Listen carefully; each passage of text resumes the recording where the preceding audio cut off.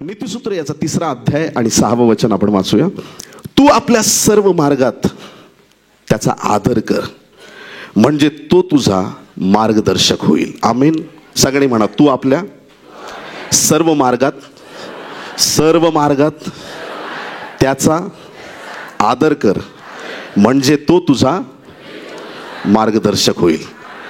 सगळ्यात पहिला जर आदर कोणाचा करायचा असेल तर तो आमच्या देवाचा आम्ही केला पाहिजे.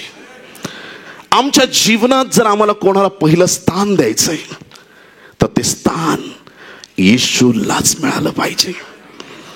मत्तई 6वा अध्याय 33वा वचन. मत्तई 6:33. तर तुम्ही पहिल्याने देवाचे राज्य पहिल्याने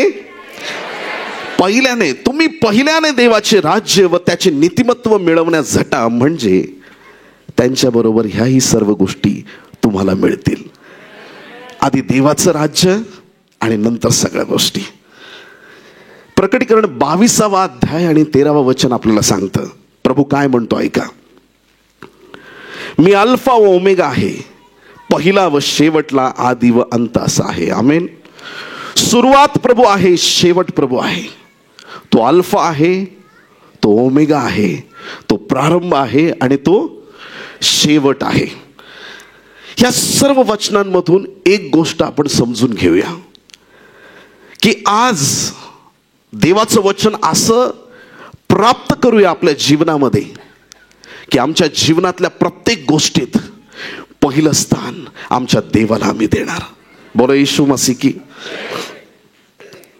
बऱ्याच वेळा आमच्या जीवनात देवा व्यतिरिक्त इतर गोष्टींना स्थान दिलं जातं. कोणी पैशाला पहिलं स्थान देतं, कोणी अन्नाला पहिलं स्थान देतं, खाण्याला. कोणी झोपण्याला पहिलं स्थान देतं, आराम पाहिजे. कोणी मोबाईलला पहिलं स्थान देतं.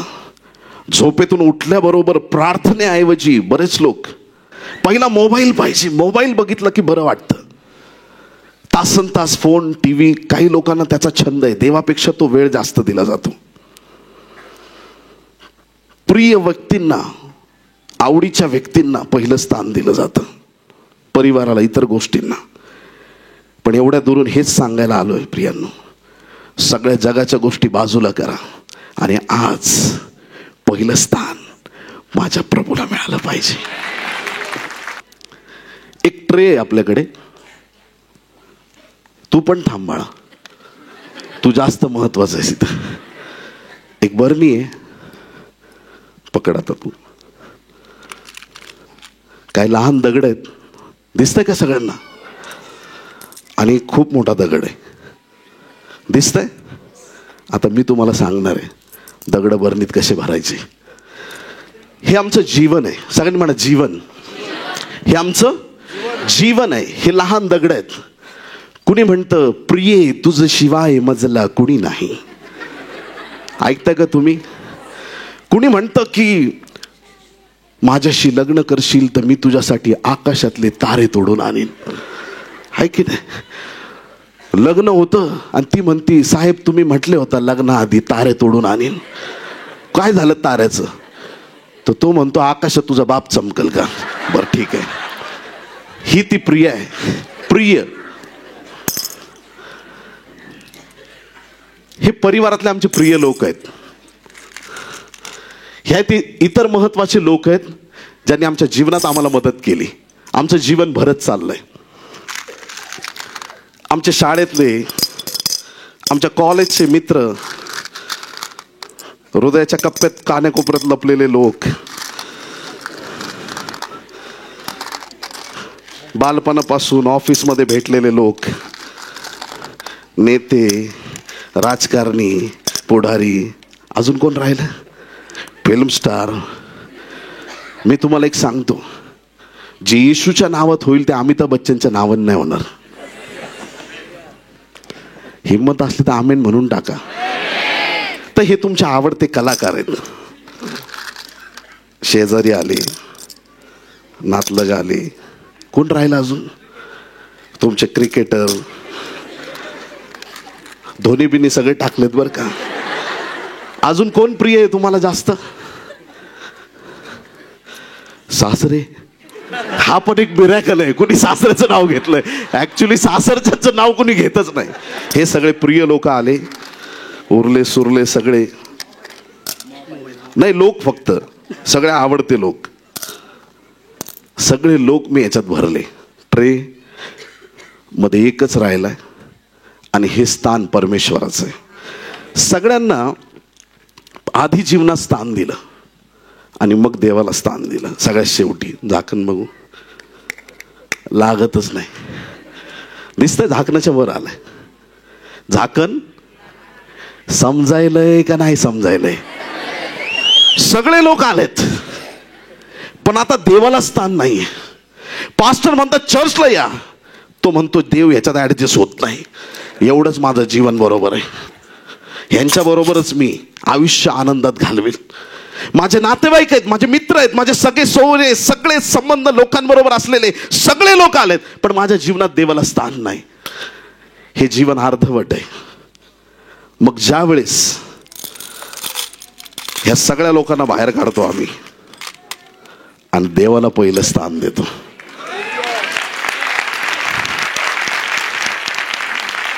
खंडीतून रती नाही फेडिले, बंधू भगिनींच्या ऋण प्रभू मी. हे बंधू बहिणी आले, परत नातेवाईक आले, सगळे चर्चचे लोक आले, ज्यांनी संकटात कोविडमध्ये मदत केली ते आले, जे दुःखात आले ते सगळे आले, माझे पाळक, माझे मित्रमंडळी, सगळे देवाचे धार्मिक लोक आले, सगळे सामर्थ्यवान लोक आले, आशीर्वादित लोक आले. अरे एक कोणतरी पडलाय खाली, उचल त्याला. प्रभूची स्तुती असो. परत पडला कोणतरी, तू पण बर. सगळे आले. क्या बात आहे, क्या बात आहे, क्या बात आहे. ह्याला म्हणतात परफेक्ट जीवन, याला म्हणतात झाकण लागलंय. पास्टर झाकण लागलंय, पास्टर साहेब झाकण लागलंय. याला परफेक्ट जीवन म्हणतात. आधी माझा देव, बाकीचे नंतर. कोणी किती जीव लावला, वधस्तंभ एवढा जीव मला कोणी लावणार नाही. हालेलुया. रक्ताचा शेवटचा थेंब पण ज्याने दिला त्याला माझ्या जीवनात पहिलं स्थान असणार. कोणी काहीही देवो, कोणी कितीही अभिलाषा देवो, कोणी कितीही जीव लावो, माझा प्रभू सर्वश्रेष्ठ आहे. माझ्या देवापेक्षा मोठं स्थान मी कोणाला देणार नाही. आधी येशू, मग बाकीचे नंतर. बोलो येशू मसीह की. जगातली कुठली गोष्ट असो, त्या गोष्टीला आज नंतर दुय्यम स्थान. पहिलं स्थान आम्ही आमच्या परमेश्वराला देणार. स्तुती प्रशंसा करायची ती आम्ही आमच्या देवाची करणार, माणसांची नाही. श्रेय द्यायचंय, धन्यवाद द्यायचे, पहिलं स्थान आमच्या परमेश्वराचं असणार. प्रार्थना करताना येशूच्याच नावाने आम्ही प्रार्थना करणार. हालेलुया. परिवारात, नातेवाईकात, मित्रमंडळीत जिथं जाऊ तिथं आपल्या यशाबद्दल जिथं आपलं मुख उघडेल तिथं आमच्या देवाची स्तुती आणि आराधना निघाली पाहिजे. आमच्या जीवनात सर्वोच्च स्थान आपल्या परमेश्वराला असलं पाहिजे. कानागावच्या लग्नात योहान 2 अध्याय 1 ते 11 वचनात येशू ख्रिस्त त्या लग्नात गेलाय, पण तो त्यांच्यासाठी एवढा महत्वाचा माणूस नव्हता. का? सगळ्यांना बोलवलंय तसं येशूला पण आमंत्रित केलं होतं. पण देवाच्या प्रिय लोकांनो, बरं झालं द्राक्षरस संपला. किती लोक आमेन म्हणतील? जोपर्यंत तुमचा द्राक्षरस संपत नाही तोपर्यंत तुम्ही सुधरत नाही. द्राक्षरस संपल्यावर आम्हाला कळतं आमच्या लग्नात एक जण आलाय, तो चमत्कार करणारा आहे. आणि या लग्नात जर कोणी सर्वश्रेष्ठ असेल तर तो येशू ख्रिस्त आहे. हालेलुया. योनाच्या जीवनात प्रभूला स्थान नव्हतं, नबुखदनेसर राजाच्या जीवनात प्रभूला स्थान नव्हतं. आता ह्या अनेक घटना आहेत. तो श्रीमंत मनुष्य प्रभूकडे आला, स्वर्गाचं राज्य मिळावं, काय करू? त्याच्या जीवनात देवाला स्थान नाही, कारण परत जगाकडे गेला. देवाच्या प्रिय लोकांनो, बायबलमध्ये अशा अनेक घटना मी तुम्हाला दाखवू शकतो ज्याने देवाला पहिलं स्थान दिलं नाही. प्रभूने अशी सिच्युएशन तयार केली का त्याला देवाला पहिलं स्थानच द्यावे लागलं. हालेलुया. योना पहिला आनंदात होता आणि जेव्हा त्यांनी देवाची इच्छा नाकारली, जो बाहेर प्रार्थना करत नाही देव त्याला माशाच्या पोटात प्रार्थना करायला लावतो. जो देवाला पहिलं स्थान देत नाही, प्रभू अशी सिच्युएशन क्रिएट करतो की त्या व्यक्तीला देवाला पहिलं स्थान द्यावं लागतं. नव्या जुन्या करारातून ज्या व्यक्तींनी देवाला पहिलं स्थान दिलं, एकच उदाहरण सांगेल. आमेन. भात बनवतं की नाही घरी? हो का नाही? नगरच्या लोकांनी भात सोडला? बरं. भात बनवल्याच्या नंतर अख्खं पातेलं जमिनीवर ओतता आणि एक तांदूळ चेक करा, शिजलाय नाही शिजलाय, असं करता. एक शीत फक्त तपासून बघितलं, समजलं हो की नाही? मग तसंच काही गोष्टी थोडक्यात आपल्याला कळायला पाहिजेत. जुन्या करारात एक विधवा आहे, शेवटची भाकर ती बनवू शकते अशी सामग्री तिच्याकडे आहे, पण ती भाकर तिने एलियाला दिली. किती लोक आमेन म्हणतील? मी हे म्हणणार नाही तिने एलियाला दिली, तिने देवाच्या दासाला दिली. बोला येशू मसीह की. जे काही तुम्ही यांना कराल ते तुम्ही माझ्यासाठी करत आहात, हे देवाचं अभिषिक्त सामर्थ्यवान वचन आहे. किती लोक आमेन म्हणणार आहेत? त्या स्त्रीने पहिलं स्थान देवाला दिलं, पहिली भाकर बनवली. कुणाला दिली? ती भाकर आहे ना तिच्या पिठाची होती, पुढची भाकर देवाच्या. ऐकताय तुम्ही? पुढची भाकर चमत्काराची होती. पहिलं स्थान देवाला द्या, पुढं चमत्कारांना सुरुवात होईल. तुम्ही म्हणाल की प्रभू तुला धन्यवाद की खरंच तू माझ्या जीवनात अद्भुत कार्य केलं. एकदा चर्चमध्ये मंदिरात एक स्त्री आली, लोक मोठ्या मोठ्या देणग्या देत होते आणि या स्त्रीने फक्त 2 टोल्या टाकल्या. हालेलुया. बरेच लोक धनवान असतात, ते 2 टोल्या टाकत नाही. असं वाटतं 2 टोले त्यांना टाकावेत. देवाच्या प्रिय लोकांनो, त्या विधवेकडं 2 ऑप्शन आहेत, 2 पर्याय आहेत. एक, जेवण खायचं आणि शांत राहायचं. दुसरी संधी तिच्याकडे आहे की जे आहे ती आपली उपजीविका देवाला द्यायची आणि त्याचा गौरव करायचं. तिने स्वतःसाठी न ठेवता तिने देवाच्या भांडारात ओतलं, देवाला दिलं आणि सगळ्यांच्या दानापेक्षा तिचं दान श्रेष्ठ ठरलं. हालेलुया. दैवी चमत्कार, दैवी कृपा, दैवी अनुग्रह आम्हाला तेव्हा प्राप्त होणार ज्यावेळेस आमच्या जीवनातील प्रत्येक गोष्टीत आम्ही देवाला पहिलं स्थान देणार. आमेन. बघा यहोशुआ 24:15 सगळ्यांचं आवडीचं वचन आहे. इस्रायल लोक सगळे भरकटले होते, कुणी उजवीकडं कुणी डावीकडं, ज्याला जे वाटतंय ते करायला लागले. यहोशुआने निर्णय घेतला. यहोशुआ 24:15 मध्ये तो म्हणतो, मी आणि आवाज, माझे घराणे टीव्ही बघणार, मी आणि माझे घराणे मोबाईलमध्ये गेम खेळणार. थोडं मोठ्या आवाजात म्हटलं तर बरं होईल. मी आणि माझे घराणे परमेश्वराची सेवा करणार. तुम्हाला काय करायचे तुम्ही करा, मी आणि माझे घराणे आमच्या परमेश्वराची सेवा करणार आहोत. मला तुमचं माहित नाही, पण मी ठरवलंय मी आणि माझे घराणे देवाचीच सेवा करणार आहोत. आम्ही उजवी डावीकडे वळणार नाही. तुम्हाला वळायचे तुम्ही वळा, पण आम्ही निर्णय घेतलाय की मी आणि माझे घराणे परमेश्वराची सेवा करणार. देवाच्या प्रिय लोकांनो, आज इथून जायच्या आधी हा निर्णय घ्या. आमेन. काहीही असो, पहिलं स्थान मी माझ्या परमेश्वराला देणार आहे.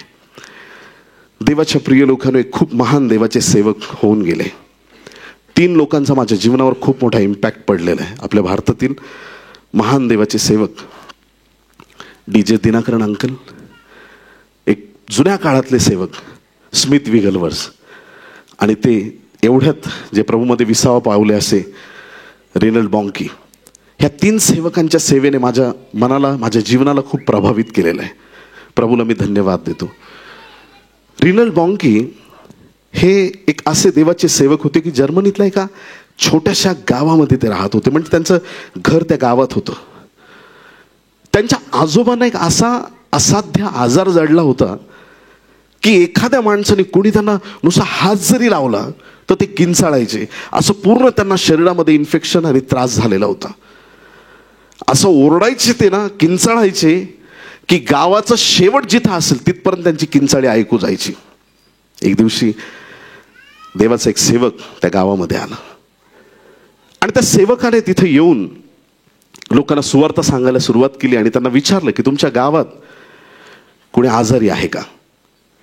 त्यावेळेस कोणीतरी सांगितलं त्यांना, ती किंचाळी ऐकायला येते ना, अख्ख्या गावात तोच एक माणूस खूप आजारी आहे. देवाच्या प्रिय लोकांनो, हा सेवक त्या घरी गेला, त्याने एक प्रार्थना केली आणि त्या देवाच्या सेवकाच्या प्रार्थनेद्वारे प्रभूने चमत्कार केला आणि रिनल्ड बॉन्के यांचे आजोबा पूर्णपणे बरे झाले. हालेलुया. आणि मग त्या घरात त्यांनी परत प्रार्थना केली. फक्त आजार बरं होणं हे आमचं टार्गेट नाही. किती लोक आमेन म्हणतील? फक्त तुमचे खिसे पैशांनी फुल व्हावेत हे टार्गेट नाही. किती लोक आमेन म्हणतील? आम्हाला बरकत पाहिजे, आम्हाला आशीर्वाद पाहिजे, आम्हाला चिन्ह चमत्कार, आम्हाला सगळ्या गोष्टी पाहिजेत. पण त्याच्यापेक्षा वरचढ एक गोष्ट, ज्या गोष्टीची कशाची तुलना केली जाणार नाही, आमचं तारण झालं पाहिजे, आमचा उद्धार झाला पाहिजे, ख्रिस्ताला आमच्या जीवनात तारणारा म्हणून आम्ही स्वीकारलं पाहिजे. त्या परिवाराचं त्या ठिकाणी त्यांनी प्रभूचा स्वीकार केला, त्यांचा उद्धार झाला. प्रार्थना केली त्याच दिवशी, सेम डेला, आणि त्या पूर्ण परिवाराने येशूचा स्वीकार केला. सर्वांना पवित्र आत्म्याचं सामर्थ्य मिळालं. बोलो येशू मसीह की. आजोबा प्रभूला मानणारे, अशा चमत्काराद्वारे वडील मानणारे, आणि रिनल्ड बॉन्के यांनी सुद्धा बालपणातच प्रभूचा स्वीकार केला. वयाच्या 10व्या वर्षी देवाने त्यांना दाखवलं की तुला इथं नाही थांबायचंय, तुझ्यासाठी मी आफ्रिका सिद्ध केलाय. बोलो येशू मसीह की. हालेलुया. आफ्रिकेत तुला देवाचं काम करायचंय, मी तुला तिथे घेऊन जाणार आहे, प्रभूने सांगितलं. ज्यावेळेस ते मोठे झाले आणि ज्यावेळेस त्यांना संधी मिळाली आफ्रिकेत जायची, त्यांना असं वाटलं आता गेल्यानंतर खूप गर्दी, लोक वाट बघत असतील माझी. गेल्यानंतर त्यांना कळालं कुणालाच इथं माझी गरज नाही. बोलो येशू मसीह की. आवाज खोल गेला तुमचा. देवाची काम करायची स्टाईलच अशी आहे. हालेलुया. प्रभू कार्य करताना असं करेल, तुम्हाला वाटेल अरे बापरे खूप लहान सुरुवात आहे, पण माझं बायबल सांगतं ज्याची सुरुवात अल्प आहे त्याचा शेवट देव मोठा करणार आहे. जो सुरुवातीला विश्वास योग्य आहे आणि जो विश्वासात टिकून राहतो, परमेश्वर त्याला मोठ्या आणि महान गोष्टी दाखवल्याखेरीज राहत नाही. पहिल्या मीटिंगला 5 लोक खिन्न होऊन रूममध्ये गेले, प्रार्थना केली, प्रभूने सांगितलं इथंच बोलवलंय, काळजी करू नको. हालेलुया. सेवा वाढत गेली. 1000, 1500, लाख, 2 लाख त्यांच्या लाईफ टाईममध्ये मोठ्या अशा क्रुसेड झाल्या त्यांच्या, की एका क्रुसेडमध्ये 75 लाख लोकांना त्यांनी संदेश दिलेला आहे. बोलो येशू मसीह की. त्यातल्या त्यात मला एक गोष्ट सांगायची की एकदा काय झालं की नायजेरियामध्ये त्यांना विरोध झाला आणि त्यांचा व्हिसा बॅन केला आणि परत येऊ नका सांगितलं. देवाच्या प्रिय लोकांनो, या सेवकाने देवाकडे प्रार्थना केली की प्रभू नायजेरियाचे दरवाजे उघड. आफ्रिकेत सगळीकडे फिरतायत पण नायजेरिया बॅन आहे आणि नायजेरिया फार मोठी अशी जागा आहे जिथं लोकांना खरंच येशूची गरज होती. एक दिवशी एका व्यक्तीसाठी त्यांनी प्रार्थना केली आणि देवाची स्तुती असो, प्रार्थना करून हा व्यक्ती गेल्यानंतर देवाने त्याला नायजेरियाचा प्रेसिडेंट बनवलं. बोलो येशू मसीह की. दानियल 2:21, तोच राजाला स्थानापन्न आणि स्थान भ्रष्ट करणारा देव आहे. हालेलुया. जर तुम्हाला एखाद्या पदावरती जायचंय, तुम्हाला तिथं नेणारा परमेश्वर आहे. हालेलुया. जसा तो त्या पूर्ण देशाचा प्रेसिडेंट झाला, त्यांनी स्पेशल विमान यांच्यासाठी पाठवलं आणि पुढं काय, बिना विजाचं त्यांना नायजेरियामध्ये प्रवेश मिळाला. बोलो येशू मसीह की. ज्यावेळेस तुम्ही देवाला पहिलं स्थान देता, चिन्ह चमत्कार तुमच्याकडे धावत येतील, आशीर्वाद तुमच्याकडे धावत येतील. ज्याही गोष्टी तुम्ही कराल त्यामध्ये परमेश्वर तुम्हाला बरकत दिल्याशिवाय राहणार नाही. बोलो येशू मसीह की. हालेलुया. सगळ्यात पहिलं स्थान. देवाच्या प्रिय लोकांना एक गोष्ट पक्की कळाली आपल्याला की पहिलं स्थान आमच्या जीवनामध्ये प्रभूला दिलं पाहिजे. हालेलुया. असं म्हणा, मी माझ्या देवाला प्रथम स्थान देणार. मोठ्या आवाजात, मी माझ्या देवाला प्रथम स्थान देणार. माझ्या जीवनात प्रथम स्थानावर नेहमी येशूच असणार आहे. टाळ्या वाजून प्रभूला धन्यवाद देऊया. आमेन. हालेलुया. बर, आता पहिली गोष्ट आपल्याला कळाली, सगळ्यात पहिलं स्थान आमच्या देवाला मिळालं पाहिजे. इस्रायल लोक चालले होते आणि जाताना, म्हणजे अर्थात मिसरमधून सुटून कुठं चालले होते, कनान देशाला चालले होते. आणि ते मार्गस्थ असताना त्यांच्या पुढे स्तंभ असायचा. कुठला? अग्निस्तंभ आणि मेघस्तंभ. त्याचं दोन्हीचं एक फंक्शन वेगळंच होतं. रात्री अग्निस्तंभ उजेड आणि दिवसा मेघस्तंभ सावली. देव सुपर नॅचरली त्यांच्या बरोबर होता. अलौकिक रीतीनं तो कधी मागं चालत नव्हता. कुठं चालायचा? अग्निस्तंभ, मेघस्तंभ पुढं चालायचा. हा अग्निस्तंभ माणसाने शेकोटी पेटवून बनवला नव्हता. हा कुठून होता? देवापासून होता, स्वर्गापासून होता. देवाची उपस्थिती त्या स्तंभामध्ये होती. हालेलुया. सुरुवात देवापासून आहे. मार्ग आशीर्वादित होणार की नाही? ते मध्ये मध्ये कुरकुरे खात होते म्हणून गडबड झाली. हालेलुया. कुरकुर करायची नाही. हालेलुया. प्रभूवरती विश्वास ठेवला की कुरकुर नको. बरं, आता अग्निस्तंभ आणि मेघस्तंभ स्वर्गातून आल्याचं चिन्ह आहे, देवाचं चिन्ह आहे. माणसाकडून आलेलं पण एक चिन्ह पाहिजे की आम्ही देवाला पहिलं स्थान दिलंय. हो की नाही? देव ज्यावेळेस एखादी गोष्ट बोलतो त्याला तुमचं आणि माझं पार्टिसिपेशन पाहिजे. धोंड तुम्ही बाजूला करा, तो लाजराला उठवेल. रांजण पाण्याने तुम्ही भरा, तो द्राक्षरस करेल. हालेलुया. तो एक तुम्हाला काम सांगेल, उरलेल्या गोष्टी तो करणार. विश्वास आहे तुम्हाला याच्यावरती? बरं, देवाने त्यांना मेघस्तंभ, अग्निस्तंभ दिला आणि त्या बरोबर मार्गात ते चाललेले आहेत. प्रभूची स्तुती असो. आता मानवाकडून परमेश्वराने एक गोष्ट तयार करून घेतली आणि त्या गोष्टीचं नाव आहे कराराचा कोश. हा कराराचा कोश याजकांनी खांद्यावर घ्यायचा आणि त्यांनी इस्रायल लोकांच्या पुढे चालत राहायचं. हालेलुया. कराराचा कोश, साक्षात देवाची उपस्थिती. हालेलुया. जो देव त्या स्तंभामध्ये आहे त्याचीच उपस्थिती कराराच्या कोशावरती आहे. याजक खांद्यावर देवाची उपस्थिती घेऊन पुढे चाललेत. किती सुंदर दृश्य आहे बघा. लाखो लोक त्या मेघस्तंभाच्या मागे, याजकांच्या मागे चाललेले आहेत. बोलो येशू मसीह की. नेहमी तुमच्या पास्टरच्या मागे चाला, ओव्हरटेक करू नका. देवाच्या प्रिय लोकांनो, हे सगळं सांगण्याचं तात्पर्य हे की देव आमचा डिसिप्लिनचा आहे. प्रभूची उपस्थिती चालली आहे, याजक घेऊन चाललेत, मागे सगळे इस्रायल लोक चाललेत. हा सिक्वेन्स आम्ही कधी तोडायचा नाही. प्रभू चाललाय, योनासारखं जास्त पुढं पळायचं नाही. तार्शिशच्या जहाजात बसू नका. देवाच्या प्रिय लोकांनो, आता कराराचा कोश निरंतर त्यांच्या पुढे चालत होता याजकांच्या खांद्यावरती. पहिलं स्थान देवाला, देवाकडून मार्गदर्शन देताना पण देव तर पुढे आहेच, शेवटी आहे, अल्फा ओमेगा आहे. आणि माणसाकडून पण प्रतिसाद आहे देवाला. याजकांनी कोश घेऊन ते चाललेले आहेत. पहिलं स्थान त्यांनी देवाला दिलंय. जगी गोष्ट कुठली त्यांनी पुढे ठेवली नाही. पहिला सगळ्यात पुढे काय असेल तर देवाच्या कराराचा कोश होता. आमेन. बरं, एवढं कळालं सगळ्यांना? बरं, कराराचा कोश काय होता? हा कराराचा कोश खतरनाक होता. आता मी हा शब्द का वापरला तुम्हाला कळेल. एकदा दागोनाला आणि कराराच्या कोशाला एकत्र बंद केलं होतं बलिष्ठांनी. दुसऱ्या दिवशी सकाळी दागोन फ्लॅट झाला होता, असा कोसळला. लोक येऊन परत उभा करतायत. तो म्हणतोय मला सोडून जाऊ नका, दार लावू नका, जाऊ नका, हात ह्याला बाहेर काढा नाही तर मला बाहेर काढा. गोटबळ होतीये, है ना, होती. परत बंद केले. मग असे तुकडे झाले. दागोनाला पाडण्याचं सामर्थ्य माझ्या प्रभूमध्ये आहे. माझी कोड लँग्वेज आहे, ज्याला कळेल त्याला कळेल. हालेलुया. दागोनाला खाली कोसळवण्याचं सामर्थ्य त्या परात्पर देवाकडे आहे. आणि आम्ही उगाच घाबरत बसतो. प्रभू पलिष्ठी आलाय, अरे हट. गल्ल्यात त्याला घाबरायची गरज आहे? अरे त्याच्या दागोनाला जो खाली पाडतो तो गल्ल्यात खाली पडणारच आहे. गल्ल्याचं पल्ल्यात झालं होतं बरं का, कारण तो सारखा पडतोय प्रत्येक प्रीचिंग मध्ये. बोलो येशू मसीह की.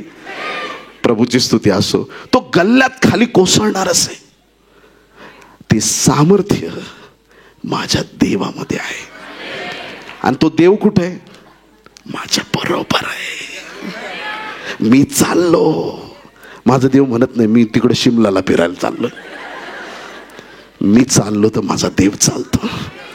मी बोललो तर माझा देव बोलतो. मी पाहिलं तर माझा देव पाहतो. मी स्पर्श केला. एखाद्या आजोबाचं ऑपरेशन आहे, ऑपरेशन झालं सक्सेस. डॉक्टरनी चिरफाड गेली. ते हातात काय घालतात? मेडिकलचे बरेच लोक आहेत, ग्लोव्ज घातले, ऑपरेशन केलं, ऑपरेशन सक्सेस झालं. नातेवाईकांना बोलवा, ग्लोव्ज काढले, खाली टाकले. नातेवाईक त्या काचेतून बघतात ऑपरेशन. कारण लोक कुठं गर्दी करत नाही हॉस्पिटल एवढी. नातेवाईक आले येऊन, ग्लोज तुझे आभार मानतो. काय ऑपरेशन केलं कुणी? कारण त्याला डॉक्टर थोडी दिसलंय, ग्लोजनीच केलंय. देवाच्या प्रिय लोकांनो, जसं ग्लोज आवरण आहे, काम करणारा डॉक्टर आहे, आम्ही आवरण आहेत, काम करणारा तो आहे. गौरव द्यायचंच झालं, येशूलाच द्या. हालेलुया. सेवक येतील आणि सेवक जातील, पण आमचा देव निरंतरचा परमेश्वर आहे, त्याला सोडता कामा नये. हालेलुया. प्रभूची स्तुती असो. देवाच्या प्रिय लोकांनो, दागोनाला खाली पाडणारा हा कराराचा कोश आहे. पलिष्ठांनी आक्रमण केलं इस्रायलवरती, हरवलं त्यांना, कारण गडबड केली का हारतात. आणि मग त्यांना वाटलं चांगला सोन्याचा बॉक्स भेटलाय फुकटमध्ये, रस्त्यावर सोनं पडू द्या, लोक सोडतील का? अंगठी भेटली तर त्याच्यावरच जाऊन उभा राहील. ब्रदर चला ना. सगळे गेल्यानंतर गुडघे टेकून प्रार्थना, हे प्रभू तुला धन्यवाद. छोटी अंगठी, हा सोन्याचा बॉक्स आहे, सोडता येईल का? त्यांना वाटलं फुकटमध्ये सोनं भेटलं, चला उचला, घेऊन चला. ज्या ज्या प्रदेशात त्यांनी तो सोन्याचा बॉक्स, सोप्या भाषेत सांगतो, नेला, त्यांना अख्ख्या अंगावरती फोड आले. सगळे डिस्को डान्स करत होते, आ ओ आऊ सगळे ओरडत होते. मग ते शहाणे असं करायचे, पुण्यात पोहोचला का ते पुढं साताऱ्याला पाठवून द्यायचे बॉम्बला. साताऱ्यातले लोक, कोल्हापूर, सिंधुदुर्ग, रत्नागिरी, पूर्ण महाराष्ट्र दर्शन. जिथं जिथं कोश गेला, लोकांच्या अंगावरती गाळवांचे फोड आले. आता ह्याचं रहस्य मी तुम्हाला सांगतो. माझा देव ईर्ष्यावान परमेश्वर आहे, असं नाही लापट. तो कराराचा कोश जिथं जिथं गेला, लोकांना गाळवांचे फोड आले. काय भयंकर सामर्थ्य आहे. मग हे का घडलं?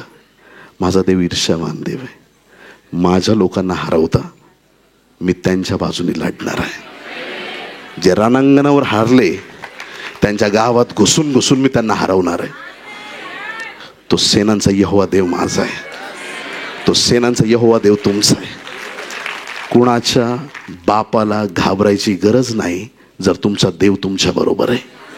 आजार आला का नुसता थरथर. काही लोकांनी जीव सोडले, कोरोना झाला, अरे ते खांडेकरचे नाही, ते दांडेकरचे रिपोर्ट होते. आता काय क्रूसावर नाव लिहू बदलून दुसऱ्याचे रिपोर्ट बघून घाबरून मारायला लागले लोक. भीती काढून टाका, निर्भीड व्हा, हिम्मत बांधा आणि लक्षात ठेवा, तुमचा देव तुम्हाला कधीच सोडणार नाही. हालेलुया. हा कराराचा कोश दागोनाला खाली पाडतो. कराराचा कोश पलिष्ठांना गाळवांचे फोड आणतो. कराराचा कोश उज्जा त्याला हात लावतो, फक्त तो मरण पावतो. मिखल वान झाली त्या कोशामुळे. मिखल दाविदाची बायको वान झाली, संतान नाही झालं. का? ते याजक कराराचा कोश घेऊन चाललेत आणि दाविदाला हे माहीत होतं. दाविद एक असा योद्धा आहे ना की त्याने इतके युद्ध लढले. सोनं चांदी घेऊन यायचा तो, पण ज्यावेळेस तो सोनं चांदी लुटून आणायचा ना, कुठंच नाही लिहिलंय दावीद नाचला. पण ज्यावेळेस कराराचा कोश आला, त्यावेळेस तो त्या कोशापुढं असा नाचत होता, त्याला राजवस्त्राचं घेणं देणं राहिलं नाही. हालेलुया. इथं आमची आराधना चालू झाली तर आम्ही शेजारच्याकडे बघतो, लय जोरात चालल्या टाळ्या. मी ओरडलो तो मी कसा दिसल, लोक काय म्हणतील. दाविदाला लोक काय म्हणतील याचं घेणं नव्हतं. त्याने असा देवासाठी डान्स केला. हालेलुया. कारण त्याला माहीत होतं, हा नुसता कोश नाही, माझ्या देवाची उपस्थिती मी घेऊन चाललोय. आज माझा देव आलाय, आज माझा देव आलाय. मी कसा शांतराव. हालेलुया. मी उड्या मारणार, मी नाचणार, मी जल्लोष करणार, कारण माझा देव आलाय, ज्याच्यासाठी मी अरण्यात त्या जंगलात मेंढरं सांभाळताना तंतू वाद्य वाजवायचो, तो आज आलाय. इतके दिवस ज्याची आराधना करत होतो त्या देवाची उपस्थिती आणली. मी गप्प कसा बसू. खिडकीतून मॅडमनी बघितलं. अगं बघ कसं नाचतोय राजा. माझा बाप पण राजा होता, पण असा खाजा काम उसने कभी नहीं किया. हे कैसा नाचताय दे. तिला तुच्छ वाटला. सगळ्यांनी म्हणा दावीद तुच्छ वाटला. नवऱ्याला हलकट म्हटली ती, तुच्छ वाटला. दावीदाचं उत्तर काय होतं माहितीये? मी याहून अधिक तुच्छ बनेन. हालेलुया. पण माझ्या देवालाच मी गौरव देईल. तुला तुच्छ लेखायचंय लेख, मला वाईट म्हणायचंय मन, मला तुच्छ लेख. मी कितीही खाली तळागाळाला जायला तयार आहे जर माझ्या देवाचं नाव उंच होणार असेल. हालेलुया. प्रभूची स्तुती असो. हे सेवकगण इथं बसलेत ना, यांचा एक एक दिवस एक एक क्षण त्यांनी कसा घालवलाय जर तुम्ही ऐकाल तुमच्या अंगावरती काटे फुटतील, थरथर काप होईल तुमचा. तुम्ही ऐकताय का चर्च? हे जीवन मूल्यवान आहे आणि मूल्यवान गोष्टी मूल्यवान देवासाठी दिल्या पाहिजेत. हालेलुया. प्रभूची स्तुती असो. देवाच्या प्रिय लोकांनो, ज्यावेळेस तुम्ही देवाचं काम करता, पहिलं स्थान देवाला देता, परमेश्वर तुमच्या बाजूने लढत असतो. पहिलं स्थान. हालेलुया. एखाद्याला अंधाराची भीती वाटते, नगरच्या लोकांना नाही पण बाहेर असे लोक आहेत, अंधाराची भीती. आता बॉसने बोलवलंय, आता माझं काही खरं नाही, आज कोर्टाची तारीख, माझं काही काही झालं की घाबरत राहतात. साधं ट्रॅफिक हवालदारने हात केला, त्याला बिचारायला तुमच्या गाडीवर बसून पुढच्या सिग्नल पर्यंत यायचंय, पण त्याचा हात बघून मधीच पाडला खाली. इतकी भीती लोकांच्या मनात बसलेली. ज्यावेळेस आम्ही विश्वास ठेवतो की माझ्या जीवनात पहिलं स्थान माझ्या प्रभूला दिलंय, मी त्या अंधाऱ्या मृत्यू छायेच्या दरीकडे चाललोय, पण मेंढपाळ तर पुढं चाललाय ना. कोणाला घाबरायची गरज आहे, कारण मेंढपाळ नुसता चालत नाही, काठी पण आहे त्याच्याकडं. हालेलुया. त्याला माहित आहे माझं रक्षण कसं करायचं. जे स्वतःवर विश्वास ठेवतात ते लोक घाबरट आहे. ज्यांचा देवावर विश्वास आहे ते निर्भीड आहेत आणि त्यांना खात्री आहे माझ्या केसाचा देखील नाश होणार नाही, माझा प्रभू माझ्या बरोबर आहे. हा कराराचा कोश आहे. आता सगळं तुम्ही म्हणाल की सगळं निगेटिव्हच सांगताय तुम्ही. दागोन पडला, उज्जा, मेला, पलिष्ठांना फोड आले, मिखल वान झाली. काही चांगलं आहे की नाही? काही सांगतो.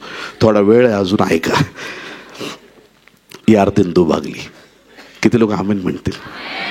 तुमच्या जीवनातली समस्यांची यार्देन आज रात्री दुभागणार आहे. हालेलुया. यार्देन दुभागली. खूप पॉवरफुल वर्ड आहे. आता तुम्ही हेच वाचलं की याजकाची पावलं यार्देनेला लागली, यार्देन दुभागली. पावलांमध्ये काही खास नव्हतं. खांद्यावर कोश होता तो खास होता. माणसांच्या पावलांनी जर नद्या दुभागल्या असत्या तर आपण दुबईला चालत गेलो असतो. इथून शिवाजी पार्कला, आपल्या दादरला वगैरे गेले असते, समुद्राला पाय लावून चला दुभागला समुद्र, पुढं चालत प्रवास केले असते सगळे. पावलांमध्ये काही खास नव्हतं. देवाची उपस्थिती घेऊन चालत होती म्हणून देवाने ती पावलं आशीर्वादित केली होती. यार्देन दुभागली कोशामुळे, सेवकांमुळे नाही. ओबेदादोम गित्तीच्या घरात 3 महिने कराराचा कोश राहिला. बरकत मिळाली त्याला. साधारण माणूस होता आणि त्याच्या बरकतीची बातमी राजापर्यंत पोहोचली, जी बरकत त्याने आयुष्यात बघितली नव्हती. कराराचा कोश आला, उपस्थिती, आशीर्वाद, सामर्थ्य त्याच्या जीवनात आलं. कराराच्या कोशापुढं त्या मंडपात ज्यावेळेस अहरोनाची काठी ठेवली, गणना 17:8 मध्ये, त्या काठीमध्ये जीवन आलं प्रियांनो. पालवी फुटली, कोंब आला, पालवी फुटली, बदाम आले, पिकून गेले, त्याच्यामध्ये संजीवन आलं. प्रभूची स्तुती असो. देवाचा कोश. आणि त्या कोशामध्ये 3 गोष्टी होत्या. बोलो येशू मसीह की. ऐका पटकन, फास्ट वाचतो. इब्री 9:1-4 4 वचन वाचणार. ऐका. इब्री लोकसपत्र 9 अध्याय 1-4 वचन. पहिल्या करारातही, पहिल्या म्हणजे जुना करार, दुसरा म्हणजे नवा करार. पहिल्या करारातही उपासनेचे विधी होते. उपासनेचे विधी होते. किती विधी होते जुन्या करारात, कितीतरी विधी होते. नवीन करारात 2च विधी आहेत. ऐकलं का? उत्तर द्या. किती विधी? एक विधी प्रभू भोजनाचा, दुसरा बाप्तिस्म्याचा. 2च विधी आहेत. आता आपल्याला लक्षात ठेवायचं, एवढे विधी त्यांच्याकडे आहेत जुन्या करारात. पहिल्या करारातही उपासनेचे विधी होते व पवित्र स्थान होते, पण ते पृथ्वीवरचे होते. पवित्र स्थान होते पण ते कुठले होते? पृथ्वीवरचे होते. कारण पहिला मंडप तयार केलेला होता, त्यात दीपवृक्ष, मेज, समर्पित भाकरी होत्या, त्याला पवित्र स्थान म्हटले आहे. आता कसं डिवाइड केलं? बाहेरचं अंगण, पवित्र स्थानात काय? दीपवृक्ष, मेज, समर्पित भाकरी. आणि दुसऱ्या पडद्याच्या पलीकडे परमपवित्र स्थान म्हटलेला मंडप होता. त्यात सोन्याच्या धुपाटणे व सोन्याने चहूबाजूंनी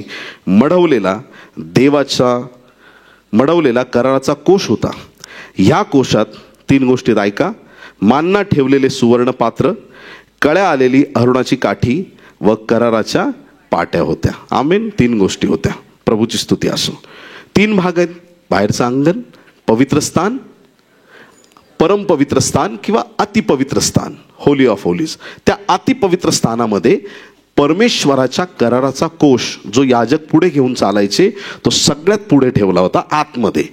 आता सगळ्यात बाहेरचं जे अंगण आहे, त्या अंगणामध्ये सूर्यप्रकाश होता. कुठला प्रकाश होता?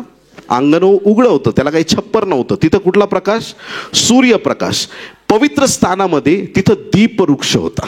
7 दिवे असलेला, मोठ्या आवाजात बोला, दीपवृक्ष होता. त्याचा प्रकाश तिथं असायचा. अतिपवित्र स्थानात सूर्य नाही, दीपवृक्ष नाही. तिथं डायरेक्ट स्वर्गातून देवाचं तेज होतं. तिथं उजेड देवाच्या तेजाचा होता. निवास मंडपातील त्या ठिकाणामध्ये कराराच्या कोशाची, सामर्थ्याची उपस्थिती देवाची आहे. तिथं देवाचं प्रेझन्स होतं, देवाची उपस्थिती तिथं होती. या कोशाबद्दल बायबलमध्ये तुम्ही सगळ्या घटना सुरुवातीपासून, निर्गमपासून पुढे वाचत याल. पण एकदा ज्यावेळेस बाबेलचा एक राजा होता, काय नाव त्याचं, आक्रमण केलं इस्रायल लोकांवरती. या नबुकदनेस्सर राजाने आक्रमण केलं. 10,000 लोक तर गुलाम करून नेले, पण यरूशलेमेचा त्यांनी नाश करून टाकला. मंदिर पाडलं हो देवाचं. तिथून पुढे कराराच्या कोशाचा उल्लेखच सापडत नाही. मिसप्लेस झाला, हरवला कोश, सापडत नाही. पण ज्यावेळेस आपण प्रकटीकरण 11 अध्याय 19 वचन येतं, त्यावेळेस त्या कोशाचा परत उल्लेख आलेला आपल्याला पाहायला मिळतो. कराराचा कोश कुठे आहे आत्ता, त्याच्याबद्दल स्पष्टपणे या ठिकाणी वचन लिहिलेलं आहे. प्रकटीकरण 11 अध्याय 19 वचन. तेव्हा देवाचे स्वर्गातील मंदिर उघडण्यात आले. त्याच्या मंदिरात त्याच्या कराराचा कोश दृष्टीस पडला. आमेन. कुठे आहे कराराचा कोश? स्वर्गामध्ये आहे. स्वर्गात जे देवाचं मंदिर आहे, त्या मंदिरात तो आढळला. प्रभूची स्तुती असो.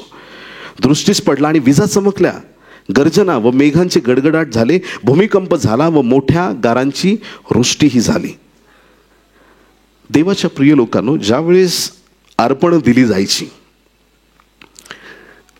कोकरे, बकरे किंवा काही जनावरं अर्पण केली जायची, होले, कबूतर अर्पण दिली जायची, आणि मग ज्याची ऐपत आहे त्याप्रमाणे ती दिली जायची, किंवा जे नियम आहेत त्याच्या अनुषंगाने दिली जायची. आणि मग हे अर्पण दिल्यानंतर मुख्य याजक ते रक्त जे आहे ते नेऊन कराराच्या कोशावरती शिंपडायचा.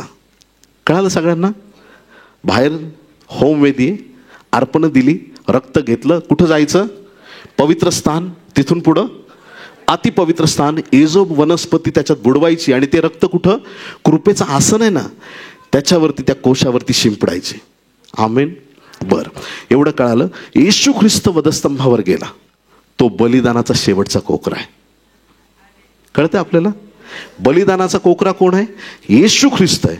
काही अभ्यासकांच्या मते, आता त्याला सायंटिफिक 100% प्रूफ माहीत नाही, परंतु काही लोकांचं असं मत आहे की जिथं येशूला क्रुसावर खेळलं होतं, त्याच वधस्तंभाच्या कवटीच्या जागेच्या खाली एक गुहा आहे, आणि त्या गुहेत कराराचा कोश लपवून ठेवण्यात आला होता. ख्रिस्त वधस्तंभावर मेला, आणि ज्यावेळेस तो वधस्तंभ त्या जमिनीत गाडलेला होता, त्याचं रक्त ओघळून त्या क्रुसावरून जाऊन खाली त्या गुहेत असलेल्या त्या कराराच्या कोशावर ते पडलं आणि त्याचं बलिदान पूर्ण झालं. पण ह्याला बिब्लिकल रेफरन्स नाही सापडत. ठीक आहे, म्हणून एक फक्त माहिती म्हणून तुम्हाला सांगतो. पण त्यापेक्षा पलीकडं आणखीन एक गोष्ट मी तुम्हाला सांगतो की ज्यावेळेस हे रक्त त्या कोशावर जाण्याची गरज आहे, नियम पूर्ण करायचा आहे, प्रभू येशू ख्रिस्त नियमशास्त्र रद्द करायला नाही, पूर्ण करायला आलेला आहे. बोलो येशू मसीह की. म्हणून कधीच असं लोकांना म्हणू नका की नवे करारच घेऊन चर्चला येत जा. हालेलुया. नगरकरांनो, ऐकताय का? पूर्ण बायबल वाचत चला. हालेलुया. उत्पत्ती ते प्रकटीकरण हा बायबलचा ग्रंथ पूर्ण देवाने आपल्याला दिलाय. तर ज्यावेळेस ते रक्त घेऊन, येशूचं रक्त घेऊन कोण याजक जाऊन त्यांच्यावर शिंपडेल, ह्या लायकीचा पात्रतेचा जगात कोणी माणूसच नव्हता. हालेलुया. याजक लोक, त्यांनीच तर येशूला धरून दिलं होतं. येशू क्रुसावर जाण्यासाठी कुणाचा आवाज होता? यहुद्यांचा आवाज होता, याजकांची परमिशन होती, त्यांनीच तर केलं होतं सगळं काही. येशूला क्रुसावर देण्याचं काम ते कसे पात्र ठरतील की त्यांनी ते रक्त नेऊन त्या कोशावरती अर्पण करावं. पण या ठिकाणी देवाच्या प्रिय लोकांनो, देवाने एक मुख्य याजक आपल्यासाठी सिद्ध केला. इब्री लोकास पत्र 9 अध्याय 11-12 वचन. इब्री 9:11-12. ख्रिस्त हा पुढे होणाऱ्या चांगल्या गोष्टी संबंधी प्रमुख याजक होऊन आला व जो हातांनी केलेला नाही, म्हणजे ह्या सृष्टीतला नाही, अशा अधिक श्रेष्ठ व पूर्ण मंडपातून आणि बकरे वासरे ह्यांचे नव्हे तर स्वतःचे रक्त अर्पण करून एकदाच परमपवित्र स्थानात गेला आणि त्याने सार्वकालिक मुक्ती मिळवली. हालेलुया. बोला येशू मसीह की. तो बलिदानाचा कोकरा पण झाला आणि तो आमचा मुख्य याजक पण झाला. स्वतःचं रक्त पित्यासमोर त्यांनी सादर केलं आणि स्वतःचं रक्त घेऊन तो स्वतः परमपवित्र स्थानात पोहोचला. त्याचं रक्त त्याने कराराच्या कोशावर शिंपडला. हा त्याचा खरा अर्थ इथं दडलेला आपल्याला पाहायला मिळतो. देवाच्या प्रिय लोकांनो, असा हा देवाच्या कराराचा कोश देवाने तुमच्या आणि माझ्यासाठी एक आशीर्वादाचं चिन्ह केलेलं आहे. बरं, आता ह्या कोशामध्ये असलेल्या 3 गोष्टी सगळ्यांनी म्हणा. दगडी पाट्या, मानण्याचं सुवर्ण पात्र, अहरोनाची काठी. 3 गोष्टी सगळ्यांना लक्षात राहतील. बरं, पुढच्या परीक्षेला विचारील. पहिली गोष्ट, दगडी पाट्या. दगडी पाट्यांवरती देवाने स्वतःच्या हस्ताक्षरात, स्वतःच्या बोटाने त्या दगडी पाट्यांवरती किती आज्ञा लिहिल्या होत्या? 10 आज्ञा लिहिल्या होत्या. 2 दगडी पाट्या, त्याच्यावरती त्याने 10 आज्ञा लिहिल्या होत्या.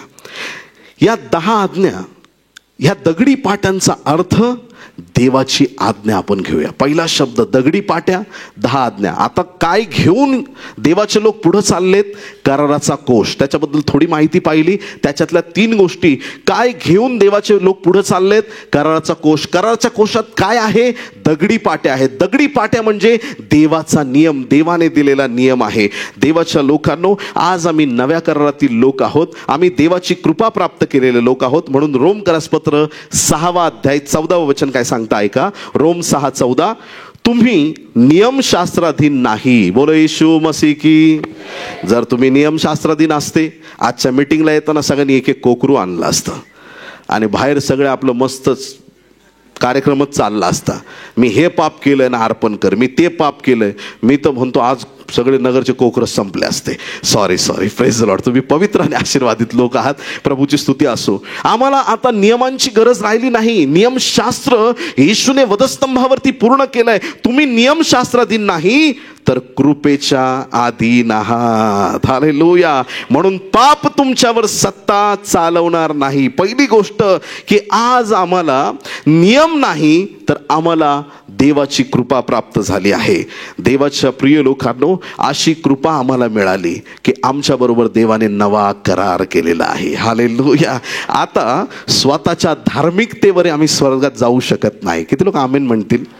मी दान धर्म केला, मी असं केलं, मी तसं केलं, मी प्रार्थना केली, हे ते, ह्या आमच्या स्वतःच्या जोरावर आम्ही स्वर्गाला जाऊ शकत नाही. तर आमची धार्मिकता आमचा प्रभू येशू ख्रिस्त आहे. त्याच्या नावात, त्याच्यावर ठेवलेल्या विश्वासाने आम्हाला धार्मिक ठरवण्यात आलं आणि त्याद्वारे आम्ही स्वर्गात प्रवेश करणार आहोत. बोलो येशू मसीह की. येशूला वगळलं, स्वर्ग विसरून जा. हालेलुया. येशू शिवाय त्या परमेश्वराच्या दारात आम्ही जाऊ शकत नाही. येशू मध्यस्थ आहे आणि त्याद्वारे आम्हाला स्वर्ग मिळाला. दगडी पाट्यांवर लेख लिहिला होता. पहिली गोष्ट, दगडी पाट्यांवरती लेख लिहिला होता नियमांचा. आज आमचं जीवन देवाच्या प्रिय लोकांनो कृपेने भरलेलं जीवन आहे. 2 कोरिंथ 3 अध्याय 2 आणि 3 वचनात लिहिलेलं आहे. 2 कोरिंथ 3 अध्याय 2 आणि 3, तुम्हीच आमचे पत्र आमच्या अंतःकरणावर लिहिलेले, सर्व माणसांना कळलेले आणि त्यांनी वाचलेले असे आहात. शाईने नव्हे तर सदाजीवी देवाच्या आत्म्याने कोरलेले, दगडी पाट्यांवर नव्हे तर मांसमय अंतःकरण रूपी पाट्यांवर कोरलेले, आमच्या सेवेच्या योग्य तयार झालेले ख्रिस्ताचे पत्र, असे तुम्ही प्रसिद्ध आहात. हालेलुया. आता देवाचं वचन दगडी पाट्यांवर नाही, आमच्या अंतःकरणावर कोरलेलं आहे. हालेलुया. बोलो येशू मसीह की. देवाचं वचन त्याने तुमच्या आणि माझ्यामध्ये भरलेलं आहे. देवाच्या प्रिय संतगणांनो, पहिली गोष्ट, त्या काळात दगडी पाट्या घेऊन पुढे चालत होते. आता हे दगडासारखं कठीण मन मृदू झालं पाहिजे आणि त्याच्यावर ख्रिस्ताचं वचन कोरलं गेलं पाहिजे. हालेलुया. आमच्या येशूचं वचन आमच्या अंतःकरणावरती कोरलं गेलं पाहिजे. त्या लोकांनी सगळ्यात पुढं काय नेलं? दगडी पाट्या. कोशात काय होतं? दगडी पाट्या. मोठ्याने बोला. त्यांनी दगडी पाट्या पुढं नेल्या. आम्ही आज नंतर वचन पुढं घेऊन जाणार. हालेलुया. आजपासून देवाला पहिलं स्थान म्हणजे देवाच्या वचनाला पहिलं स्थान. हालेलुया. बाकी सब उसके बाद. किती लोक आमेन म्हणणार आहेत? आवाज खोल गेलाय का तुमचा? हालेलुया. पहिलं स्थान कोणाला? देवाच्या वचनाला. देवाला स्थान देणं म्हणजे काय? देवाच्या पवित्र वचनाला पहिलं स्थान देणं. ह्या वचनाचा रिस्पेक्ट करा, स्वर्गीय आशीर्वाद प्राप्त होतील. या वचनापुढं नम्र व्हा. हे वचन ऐका. हालेलुया. तिकडे 10 आज्ञा होत्या जुन्या करारात. कुणी पूर्ण केल्या? कुणीच नाही येशूशिवाय. सगळे कडाकड मोडून टाकायचे 10 आज्ञा. हालेलुया. जेवढे लोक जेलमध्ये आहेत, जेल फुल आहेत जगभरात, विश्वात, एक व्यक्तीचा इंटरव्ह्यू घ्या, त्यांनी कुठंतरी 10 आज्ञा मोडल्यात म्हणून आत आहेत. एखाद्या व्यक्तीला सांगा चोरी करू नको, बायबलमध्ये लिहिलंय, तो करतो. ऐकताय का? आणि नंतर फटके पडतात गाववाल्यांचे चोराला पकडल्यावर. आणि मग एवढे फटके दिल्यानंतर पोलिसांच्या ताब्यात दिलं जातं. का मारता याला बिचाऱ्याला? नाही साहेब, यांनी चोरी केली. मग पोलीस त्याला अजून लाड करतात, आहे की नाही? मग त्याला पुढची शिक्षा दिली जाते, त्याला अजून त्रासदायक होतं. मग हे शेवटी जेव्हा तो जेलमध्ये जातो किंवा एखादी मोठी शिक्षा झाली, एखाद्याला गळफास झाला, मरायला टेकला, आता लास्ट गळफास दिला जाणार त्याच्या चुकीमुळं, काहीतरी मोठी अपराध. मग तिथं गेल्यावर त्याला आठवतं, अरे ते बायबलमधलं ऐकलं असतं तर बरं झालं असतं. ऐकताय तुम्ही चर्च? मग शेवटी आठवण्यापेक्षा पहिलं वचन आठवा. सुरुवातीला वचनाला प्राधान्य द्या. हालेलुया. सुरुवातीला देवाच्या शब्दाला प्राधान्य द्या. या वचनाशिवाय काही श्रेष्ठ नाही प्रियांनो. हालेलुया. सगळ्यात पहिलं आपल्या जीवनात देवाला स्थान द्या, म्हणजे सगळ्यात पहिली गोष्ट वचनाला स्थान द्या. बोलो येशू मसीह की. दुसरी महत्वाची गोष्ट त्या ठिकाणी होती अहरोनाची काठी. सगळ्यांनी म्हणा अहरोनाची काठी. अहरोनाची काठी याचा अर्थ आहे, काठी म्हणजे जबाबदारीचं चिन्ह आहे. याजकाच्या जबाबदारीचं चिन्ह आहे. कुणाची जबाबदारी? याजकाची. तुम्हाला माहिती आहे, सेवकगण तर याजक आहेतच, पण बायबलमधून मी प्रूव्ह करू शकतो तुम्ही सगळे देवाचे याजक आहात. तुम्ही देवाचे याजक आहात. त्याच्या रक्ताने तुम्हाला याजक बनवण्यात आलंय. हालेलुया. तुमच्या परिवारात तुम्ही याजक आहात, तुमच्या समाजात, तुमच्या लोकात तुम्ही याजक आहात. देवाने आम्हाला याजक केलंय त्याच्या गौरवासाठी. आमच्या देवामध्ये असलेल्या जबाबदाऱ्या आम्हाला समजल्या पाहिजेत. जुन्या करारामध्ये पहिले इतिहास 15:2 मध्ये दाविदाने लोकांना सांगितलं, लेव्यांशिवाय कोणीच कोशाला हात लावायचं नाही. त्यांना जबाबदारी दिली होती. लोक कोश खांद्यावर घेऊन जायचे, पण येशू ख्रिस्ताने कुठंच म्हटलं नाही कोश खांद्यावर घ्या. मत्ती 16 आणि 24 मध्ये त्याने म्हटलंय की जर मला अनुसरायचं असेल तर आपला वधस्तंभ घेऊन मला अनुसरा. हालेलुया. काय वधस्तंभ? वधस्तंभ काय आहे? वधस्तंभ एक असं ठिकाण आहे प्रियांनो, जिथं दुःख आनंदात बदलतं. हालेलुया, बोलो येशू मसीह की. जुन्या करारात ना एखादा व्यक्ती परिवारासहित चिल्ले पिल्ले मिसेस लेकरं सगळ्यांना घेऊन चालला रस्त्याने. एखाद्या डोंगरावर दिसलं, चोराला क्रुसावर दिलंय. रोमी लोकांची ती शिक्षा होती. लोक रस्ता बदलून जायचे. त्या क्रुसाकडे बघायला कोणाला आवडत नव्हतं. लेकरांचे डोळे झाकायचे, इकडे बघू नको, क्रूस आहे तिकडं, माणूस तडफडून मारतोय, बघू नको, इकडे इकडे, चल चल चल. रस्ते बदलून लांबून जायचे. पण ज्या दिवशी येशू क्रुसावर गेला त्या दिवसापासून ते भीतीचं नाही, ते प्रीतीचं ठिकाण बनलं, ते सामर्थ्याचं ठिकाण बनलं, ते असं आशेचं ठिकाण बनलं की त्या वधस्तंभावरून आम्हाला जीवन प्राप्त झालं. आमचा स्वतःचा वधस्तंभ म्हणजे काय? भाऊ बोलत नाही पण तरी त्याच्याशी बोलायचं. किती लोक आमेन म्हणतील? एखादा तुच्छ लेखल, चल निघितून, तरी त्याच्या पुढं नम्र व्हायचं. हा आमचा वधस्तंभ आहे. हालेलुया.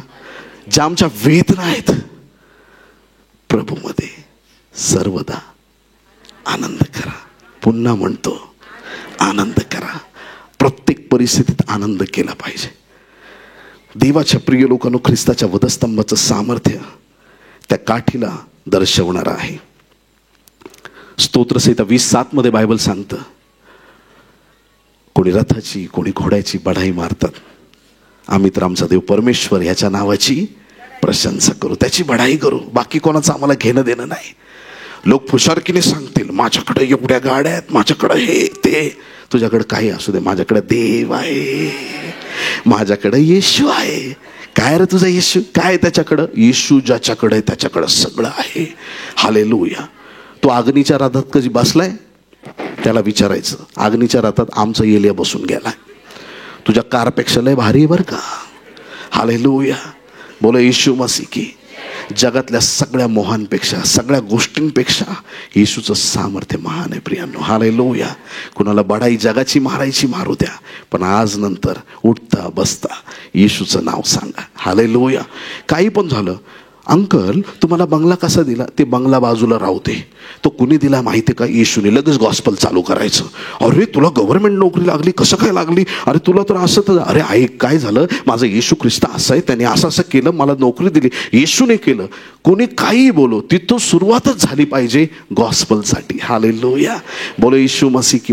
देवाच्या प्रिय लोकांनो, गलतीकरसपत्र 6 अध्याय 14 वचन. सगळ्यात मोठा अभिमान काय असला पाहिजे? आपला प्रभू येशू ख्रिस्त याच्या वधस्तंभाच्या अभिमानाशिवाय कशाचाही अभिमान बाळगणे माझ्या हातून न हो. त्याच्याद्वारे जग मला वधस्तंभावर खेळलेले आहे व जगाला मी वधस्तंभावर खेळलेला आहे. हालेलुया. समजायलंय का नाही समजायलंय? जग वधस्तंभावर खेळलंय माझ्यासाठी आणि जगासाठी मी वधस्तंभावर. वधस्तंभावर खेळणं म्हणजे मरून जाणं, संपणं. आलं लक्षात? हालेलुया. जी जगातली गोष्ट आहे, एखाद्याला तंबाखूचं व्यसन असेल, इथं बसल्यांपैकी नाही, पण जगात काय आहेत? पुढी आहे का? आणि लग्न कार्यात तर मला समजत नाही, लोक बरोबर कसे एकत्र येतात. ते मळणारे एकत्र, फुकणारे एकत्र, असं ग्रुप तयार होतो. पिणारे एकत्र. हे ग्रुपिंग कसं होतं मला आजपर्यंत कळालं नाही. बरोबर चुना, ते चुन्यावाले सगळे एकमेकांना चुना लावायला तिथं तयार असतात. भयंकर आहे. ओळखी नसोत, नाते नसोत, काही नसोत, सगळे मळणारे एकत्र. आता ज्या वेळेस एखाद्याला विचारलं चुना आहे का, लगेच तो आनंदाने काढतो. घ्या. लई उशीर झालाय, वर्षीपच उशीर चालू झाली. काय धाड धाड धाड सामर्थ्य आलं. त्याला माहीतच नाही योग्य आहे का अयोग्य आहे. तो आनंदाने काढून देतो. तो माणूस जर आज परिवर्तित झाला, लोकांनी विचारलं चुना आहे का, तो म्हणतो वधस्तंभावर मेला माझ्यासाठी. ते व्यसन संपलं क्रुसावर माझ्यासाठी. मला नको ते. ते गेलं. जग मला वधस्तंभावर खेळलंय, माझे विरोधी माझ्यापासून दूर आहेत आणि ते मला शोधत आले, तर त्यांच्यासाठी मी मेलोय. किती लोक आमेन म्हणतील? हालेलुया, देवाची स्तुती असो. वधस्तंभाशिवाय कुठल्याही गोष्टीचा अभिमान नकोय. जिथं जाल तिथे येशूचा वधस्तंभ गाजवा. जिथं जाल तिथे येशूला उंच करा. हालेलुया. जिथं शक्य होईल तिथं येशूचा वधस्तंभ आम्ही डिक्लेअर केला पाहिजे. आज आमच्या पुढं देवाचा वधस्तंभ नेहमी चालला पाहिजे. हालेलुया. आरोनाची काठी शोधायला जाऊ नका, आमच्यासाठी वधस्तंभ आहे. हालेलुया. पहिली गोष्ट, कराराच्या कोशामध्ये दगडी पाट्या. आज दगडी पाट्या आम्हाला नको, आम्हाला वचन पाहिजे.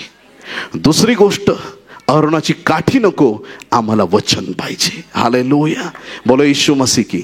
तिसरी आणि शेवटची गोष्ट, मानण्याचं पात्र. मानणं म्हणजे दैवी पुरवठा आहे. दैवी पुरवठा. मानण्याचं पात्र सोन्याचं पात्र आहे. सोनं मी आधीच तुम्हाला सांगितलं फार मूल्यवान गोष्ट आहे. ते दोन गोष्टी प्रदर्शित करतं. सोनं म्हणजे प्युरिटी, स्वच्छता, पवित्रता याला दर्शवणार आहे. आणि पात्र देवाच्या प्रिय लोकांनो ते आणखीन मूल्यवान आहे. ही गोष्ट आपल्याला कळते. शुद्ध आहे आणि मूल्यवान आहे. देवाच्या लोकांनो या ठिकाणी 1 पेत्र 1 अध्याय 16 वचन बायबल सांगतं, कारण असा शास्त्रलेख आहे की तुम्ही पवित्र असा कारण मी पवित्र आहे. हालेलुया. बोलो येशू मसीह की. ते मानण्याचं पात्र जसं शुद्ध सोन्याचं आहे, आमचं जीवन नेहमी पवित्र दिसलं पाहिजे. हालेलुया. कधीच आम्ही कुठलाही मोहपाशात पडताना दिसलं नाही पाहिजे. दिसलं नाही पाहिजे म्हणजे लपून करा असं नाही म्हणत आहे. फार डिटेक्टिव्ह लोक बसले. तुम्ही असं म्हटले होते, लक्ष देऊन ऐका. दिसलं नाही पाहिजे म्हणजे देव पाहतोय, त्याच्या नजरेत असं काही होता कामा नाही जे त्याला आवडत नाही. आमचं जीवन पवित्र आणि शुद्ध असावं. बोलो येशू मसीह की. हालेलुया. देवाचे गुण आम्ही प्रदर्शित केले पाहिजे. सोनं मूल्यवान आहे तसं आमचं जीवन मूल्यवान आहे. आणि म्हणून देवाच्या प्रिय लोकांनो, ज्या वेळेस आमची ही शरीररूपी भांडी रिकामी अशी शुद्धतेने आपण देवाच्या सान्निध्यात आणतो, त्यावेळेस स्तोत्र 23:5 मध्ये बायबल सांगतं, तू माझ्या शत्रूंच्या देखतमच पुढे ताट वाढतोस, तू माझ्या डोक्याला तेलाचा अभ्यंग करतोस. माझे पात्र काठोकाठ भरले आहे नाही, भरून वाहत आहे. ज्यावेळेस देवाची उपस्थिती येते, आशीर्वाद भरून वाहायला सुरुवात होते. हालेलुया.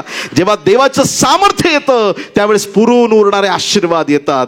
12 टोपल्या उरणार आहेत, लक्षात ठेवा. लोक यथेच्छ पिणार आहेत, लक्षात ठेवा. देव देईल तेव्हा कमी पडणार नाही. ज्यावेळेस प्रभूची उपस्थिती येते, आशीर्वाद येतो. मानना म्हणजे पूर्तता. मानना दिला, भूक लागली होती म्हणून देवाने स्वर्गीय अन्न त्यांना दिलं, त्यांची गरज पूर्ण केली. या कराराच्या कोशामध्ये पवित्र पात्र आहे, आशीर्वादित पात्र आहे. देवाने ते मान्याने भरलेलं आहे. ज्यावेळेस आम्ही पवित्रतेत आणि देवाच्या सामर्थ्यात चालतो, परमेश्वर आम्हाला भरल्याशिवाय राहत नाही. जुन्या करारात सोन्याचं पात्र होतं, नवीन करारात मातीचं पात्र आहे. ऐकताय तुम्ही? ऐकताय का नाही ऐकत आहे?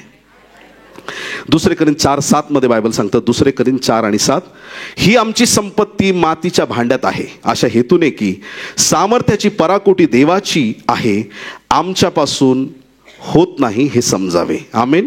बायबल सांगतं की तुमची संपत्ती मातीच्या भांड्यात आहे. संपत्ती मूल्यवान संपत्ती आहे. आम्ही मातीचे भांडे आहोत. आमेन. हालेलुया. या भांड्याला किती घासा, रोज कितीतरी साबण वाया गेले, आहे की नाही? परत उद्या दुसऱ्या दिवशी परत साबण लागणारच आहे. डोक्याला किती तेल लावा, परत लावाच लागणार आहे. किती परफ्यूम मारा, परत लावाच लागणार आहे. देवाच्या प्रिय लोकांनो, हे मातीचं भांड आहे, पण ह्याच्यात संपत्ती म्हणजे देवाचा आत्मा दिलेला आहे. हालेलुया. बोलो येशू मसीह की. हालेलुया. देवाच्या प्रिय लोकांनो, पहिली गोष्ट, आम्हाला आज देवाच्या वचनाची गरज आहे पुढं नेण्याची. देवाचं वचन नेहमी पहिल्याच स्थानावर असलं पाहिजे. दुसरी गोष्ट, आमच्या जीवनात नेहमी वधस्तंभ पुढं राहिला पाहिजे. तिसरी महत्त्वाची गोष्ट, सुवर्ण पात्र, पवित्रता, शुद्धता ही आमच्या पुढं नेहमी असली पाहिजे. देवाला आदर्श समजा. ऐकताय तुम्ही चर्च? हालेलुया. माणसांवर भरोसा ठेवाल, माणसं पडतात. ऐकताय तुम्ही? देवावर विश्वास ठेवा, तो तुम्हाला कधी पडू देणार नाही. ती शुद्धता, ती पवित्रता, देवाची उपस्थिती निरंतर, ते पवित्र आत्म्याचं सामर्थ्य आमच्या पुढं राहणं गरजेचं आहे. नेहमी परमेश्वराला आमचा रोल मॉडेल आम्ही ठेवलं पाहिजे. आमचं पात्र शुद्ध, स्वच्छ आणि आशीर्वादित असलं पाहिजे, म्हणजे ते परमेश्वर त्याच्या सामर्थ्याने तू भरणार आहे. आमेन. ज्यावेळेस ती मूल्यवान गोष्ट पवित्र आत्मा आम्हाला दिलेला आहे, आम्ही ती मूल्यवान गोष्ट जपणं गरजेचं आहे. आता सर ते शेवटी एक रिव्हेलेशन सांगणार तुम्हाला महत्त्वाचं, आणि मग थांबणार आहे. ऐकताय सगळे? त्या कृपेच्या आसनावरती 2 करूब होते, की जे करूब त्या ठिकाणी त्या कृपेच्या आसनाला झाकत होते, त्याच्या जवळ होते. मला असं वाटतं की या शेवटच्या काळात ज्या आदाम आणि हवेला देवाने हाकलून दिलं होतं, त्यांना परत देवाने त्याच्या उपस्थितीत आणलेलं आहे. मनुष्य जो दूर गेला होता, तो परत एकदा देवाच्या उपस्थितीकडे आलेला आहे. हालेलुया. जो देवाला आपल्या परिवारात पहिलं स्थान देईल, त्याचा परिवार परमेश्वर आशीर्वादित करेल, त्याचं जीवन देव आशीर्वादित करेल. आमेन. आज जर पहिलं स्थान द्यायचंय, तर ते आम्ही आमच्या देवाला दिलं पाहिजे. आमेन.